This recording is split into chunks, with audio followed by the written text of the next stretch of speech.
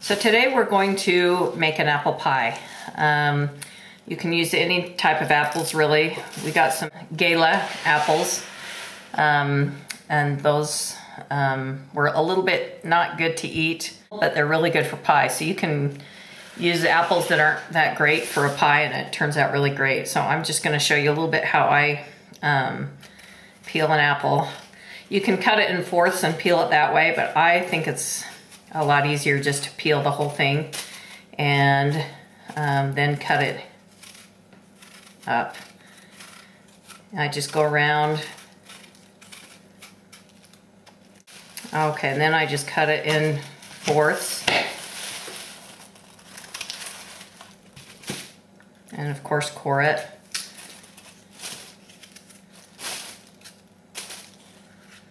And then it needs to be fairly thin.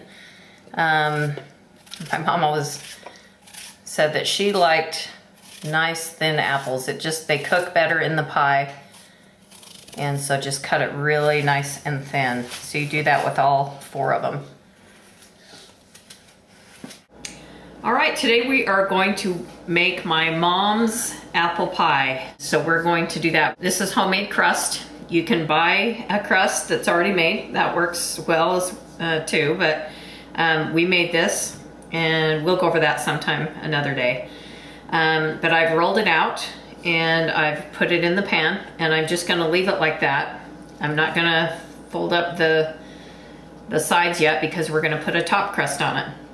So what we do is we cut up some apples and they can be any type of apple. Even if they're not good eating apples, they turn it into a great pie because it cooks down. So we're gonna do a couple of layers. Okay, so it looks like, oh, there's a seed in there. That just means that we're going to succeed in making our pie today. But I think I'll take it out just in case. So we're just gonna do a couple of layers. So we'll layer the apple. And then it calls for a few ingredients. We're gonna put a little salt, about 1/8 of a teaspoon. I'm just gonna sprinkle it over the apples. Salt always makes sweet things better. Not too much, but enough. Then we're gonna put about, 1/4 to 1/3 of a cup of sugar. Just sprinkle that in there. And I think I put about 1/4 in there. And then we're going to put a little bit of flour, maybe about a tablespoon. And what this does is it thickens it and it makes the pie so it doesn't run all over the place. Flour is a thickening agent.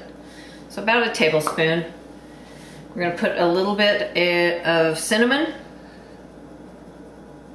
You can put as much as you like. I just sprinkle it so it looks good. Just gives it a great flavor as well.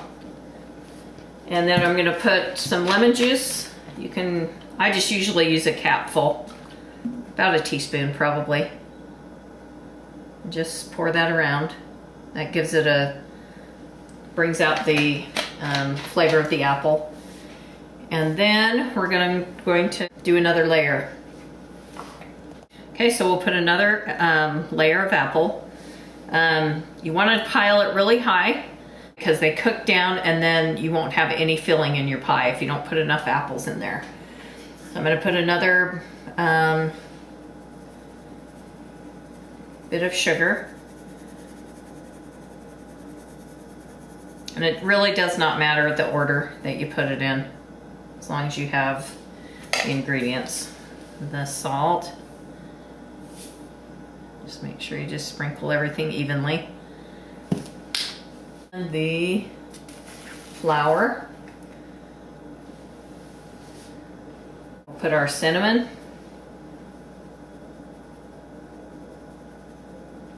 The lemon juice. You can use real lemon if you'd like to. You can even actually grate a little bit of the lemon zest in it. Would probably be delicious.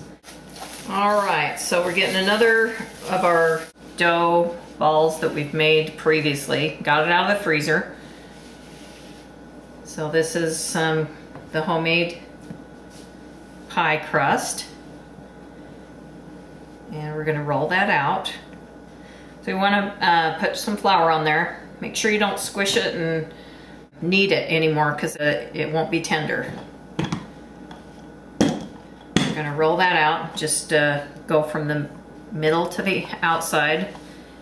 Then you'll have to re-flour your rolling pin because it gets really sticky. Okay, so this isn't perfectly round and you're thinking, well, maybe it won't fit. But we've got all this excess on this side, so you can make it look good even though you're thinking maybe it doesn't look so good. So what I like to do is put this the rolling pin on here, roll it up, bring my crust over, and we'll roll it on top of that. Then what we'll do is go around and kind of just fold up the bottom to the top. Some places might be a little bit long, so you can cut little pieces off if it's too much. There we go. Then what you'll do, I just dip my fingers, my pointy finger, my middle finger, and my thumb into flour. Then I pinch it together all the way around to just seal the crust. All right, and there we've got it. So we've got the crust all pinched together. If you've made a lot of pies for Thanksgiving, it's nice to know which pie you have. I mean, if you've got a mincemeat pie, apple pie, cherry pie, it's kind of nice to know what you have. So I like to let outlet for the steam anyway, so I just put an A for apple pie, and there you have it.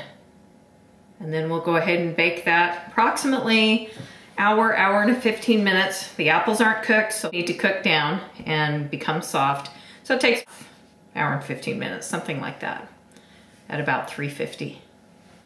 Okay, so just a couple of tips on how to bake a pie. Sometimes it bubbles over, and the best way to do it so you don't have to clean your oven is to put it in one of these jelly roll pans. And the other good thing is you can either line it with foil if you don't have parchment, but foil will work as well. But that way it won't mess up your pan or your oven. So I would just like to, so we'll just set that on there and then we'll bake it on that. And it makes it so much easier for cleanup and you don't have to worry about it spilling over. Okay, so just before we bake it, I've just melted a little bit of butter. A couple tablespoons is probably plenty. And I'm just gonna brush the top. This just makes it so pretty. Just gonna sprinkle a little bit of sugar. Just makes it sparkly when it's finished cooking.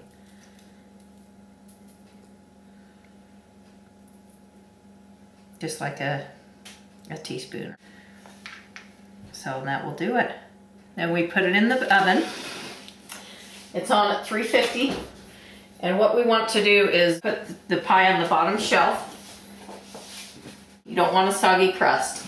So that makes sure that the bottom crust is nice and crisp. And we'll put that in and cook it for about an hour. Okay, so let's check on our pie. Oh, that's looking great. I'm just gonna leave it in probably another 10 minutes. It smells good. So you see how it's kind of drizzled out of there, so that's good that we had the parchment down there. I'm gonna set it for a little bit longer, about 10 minutes. Make it a little more golden brown. Okay, checked it about after 8 minutes. It looks great.